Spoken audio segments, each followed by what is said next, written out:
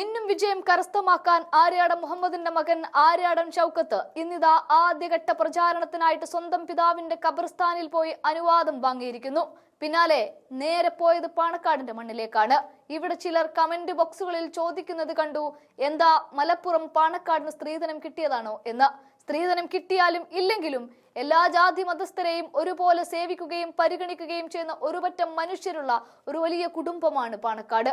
അവർ രാഷ്ട്രീയ ഗോതയിൽ സജീവമാകുമ്പോൾ ഇപ്പറയുന്ന ഷൗക്കത്ത് ഒരിക്കൽ കൂടി ജനങ്ങൾക്കിടയിലേക്ക് വോട്ട് തേടി ഇറങ്ങുമ്പോൾ പാണക്കാട് എത്തുക തന്നെ ചെയ്യും. തെരഞ്ഞെടുപ്പ് കമ്മീഷൻ അപ്രതീക്ഷിതമായി നിലമ്പൂരിന്റെ മണ്ണിൽ കേരളത്തിലെ 53ാമത് ഉപതെരഞ്ഞെടുപ്പ് പ്രഖ്യാപിക്കുമ്പോൾ പഠിച്ച പണി 18 നോക്കി ഷൗക്കത്തിനെ പുറത്താക്കാൻ നോക്കിയ അൻവറിനെ പോലും മറികടന്ന് ഒറ്റപ്പേരിലേക്ക് കോൺഗ്രസ് എത്തിയിട്ടുണ്ടെങ്കിൽ അത് ആര്യാടൻ ഷൗക്കത്തിൽ ഒരിക്കൽ കൂടി വിശ്വാസമർപ്പിക്കുന്നത് കൊണ്ട് മാത്രമാണ്.